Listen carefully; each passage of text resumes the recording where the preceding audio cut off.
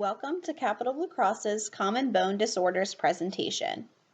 In today's presentation, we will be discussing osteoporosis and osteopenia, two common bone disorders affecting Americans. Here are the agenda items that we will be covering today. First, we will list several facts about bones. Next, we will define osteopenia and osteoporosis. Third, we will describe several risk factors for developing osteoporosis.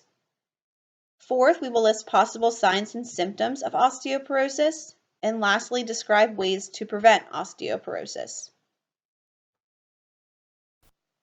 Here are some general bone facts. Bones are made up of three components: collagen, calcium phosphate, and living bone cells. Your skeleton loses bone and forms new bone. Peak bone mass is between 18 to 25 years old, and about 85 to 90% of adult bone is acquired by the age of 18 in girls and 20 in boys. Here are some key facts about osteopenia. Bone mineral density is lower than normal, means low levels of calcium and phosphorus in the bones. It's a sign of normal aging, and it may be a precursor to osteoporosis. About half of Americans over 50 years old have osteopenia. Now here are some facts about osteoporosis. It means porous bone. It's characterized by low bone mass and deterioration of bone tissue structure. Also leads to weakened bones and an increased susceptibility for fractures. Fractures can be a complication of osteoporosis. Fractures typically occur in the hip, spine, and wrist. Of all those fractures, hip fractures are the most serious due to loss of independence, slow recovery, and long-term physical limitation. 1/3 of individuals who lived independently before a hip fracture must live in a nursing home for at least 1 year after their fall. 6 months after the fracture, only 15% of individuals can walk across a room unaided. Additionally, only 50% of individuals who fracture their hip will regain full use of their hip.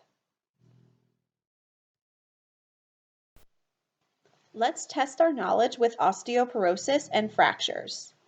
How many individuals over 50 die the year following a hip fracture? If you guessed 1 out of 5, you're correct. 1 out of 5, about 20% of individuals who fracture their hip die in the year following the fracture due to associated complications, such as quitting rehab, losing hope, or poor living conditions. Now let's talk about some statistics about osteoporosis. We'll begin by talking about how prevalent osteoporosis is among men and women, and among different ethnicities and races. Although osteoporosis is most prevalent in white and Asian women, this disease does not discriminate by gender, race, or ethnicity.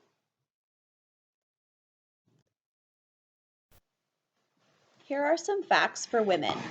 Of the 10 million Americans estimated to have osteoporosis, 8 million or 80% are women. Women can lose up to 20% of their bone mass in the 5 to 7 years after menopause. Women with a hip fracture are at a 4-fold greater risk of a second fracture.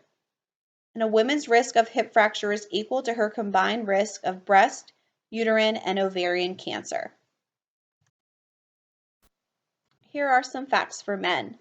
Of the 10 million Americans estimated to have osteoporosis, 2 million or 20% are men. 12 million men in the United States have low bone mass. In the United States, 80,000 men break their hips due to osteoporosis. A man over the age of 50 is more likely to break a bone due to osteoporosis than he is to get prostate cancer. Osteoporosis and race or ethnicity. Here are some statistics for osteoporosis, race, and ethnicity. Caucasian and Asian women are at highest risk for developing osteoporosis, with 20% estimated to have osteoporosis and 52% estimated to have osteopenia. 7% of Caucasian and Asian men are estimated to have osteoporosis, and 35% are estimated to have osteopenia. We'll discuss more later the importance of calcium in preventing and treating osteoporosis, but for now, African Americans, Hispanics, and Asians have high rates of lactose intolerance, meaning they can't drink milk without experiencing uncomfortable side effects. Those with lactose intolerance need to be especially careful to consume enough calcium to reduce their risk of osteoporosis. Again, we will discuss non-dairy, calcium-rich foods later in the presentation. Here are some risk factors for osteoporosis. Gender, females are at a high risk. Race and ethnicities, Caucasian, Asian, and Hispanic Latino are at highest risk. Low sex hormones, such as low estrogen levels in women. Diet, low calcium and vitamin D intake, inadequate calorie intake. Inactive lifestyle. Medications, diseases and conditions, such as anorexia, rheumatoid arthritis, GI diseases, early menopause, alcohol abuse, seizure disorders, diabetes, COPD, hyperactive thyroid, and certain types of cancer.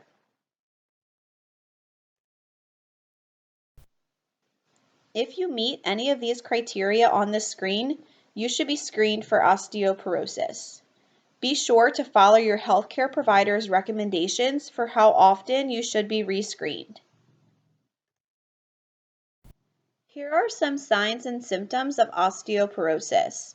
It's often called a silent disease because you can't feel your bones getting weaker and there are often no symptoms. Many times people don't know they have osteoporosis until they break a bone. Individuals may experience height loss and their upper back begins to curve. These may be signs that an individual has osteoporosis. A bone mineral density test is used to diagnose osteoporosis.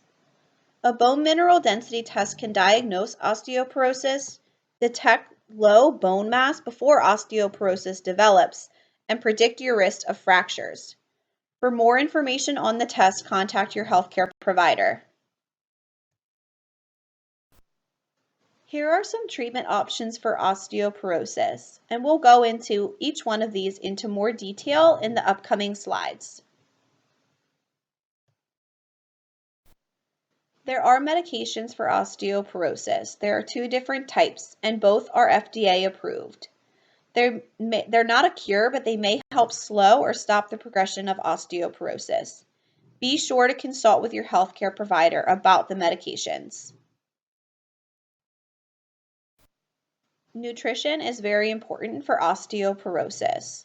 Try to aim for a well-balanced diet that's rich in fruits and vegetables. You want to have adequate calcium and vitamin D intake, and supplements may be recommended. We'll talk about more with nutrition in the upcoming slides.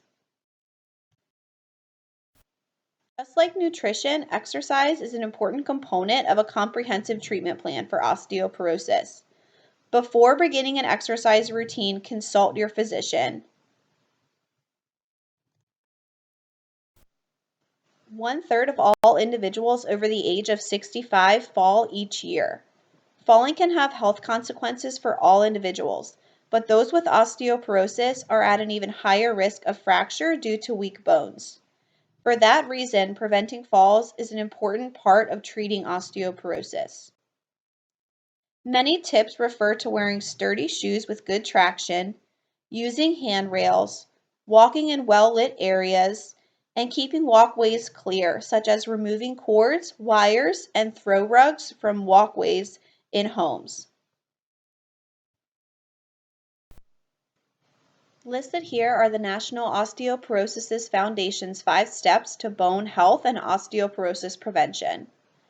Number 1, get your recommended amounts of calcium and vitamin D and eat a well-balanced diet.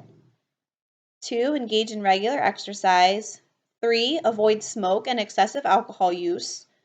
4, talk to your healthcare provider. 5, when appropriate, have a bone density test and follow medication guidelines. The daily calcium recommendations are listed here. Notice that as we get older, we need more calcium.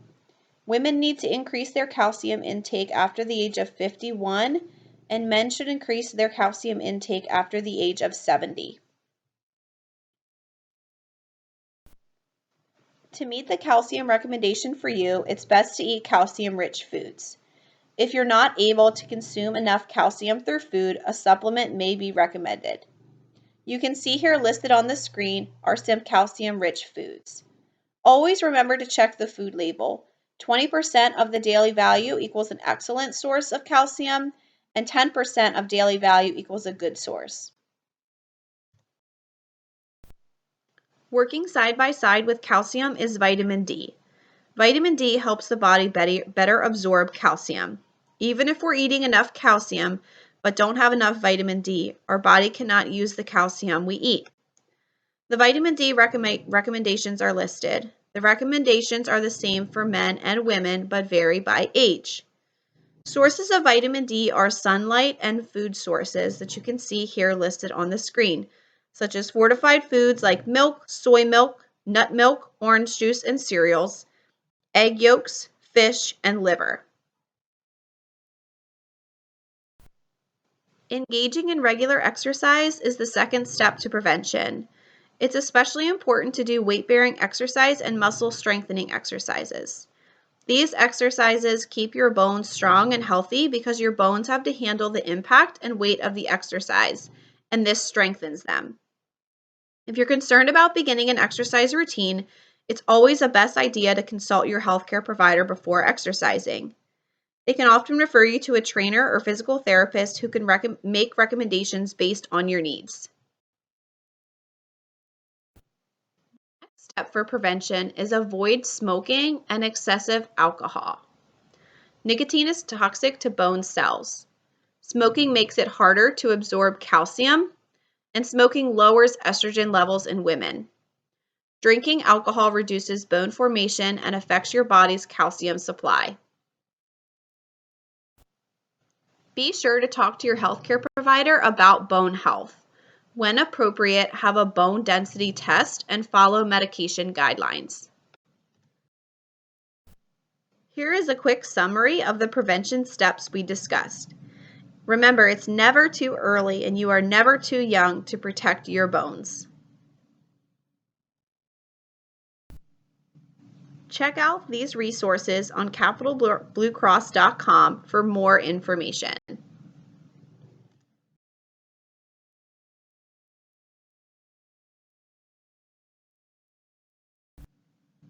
Thank you for listening to Capital Blue Cross's Common Bone Disorders presentation.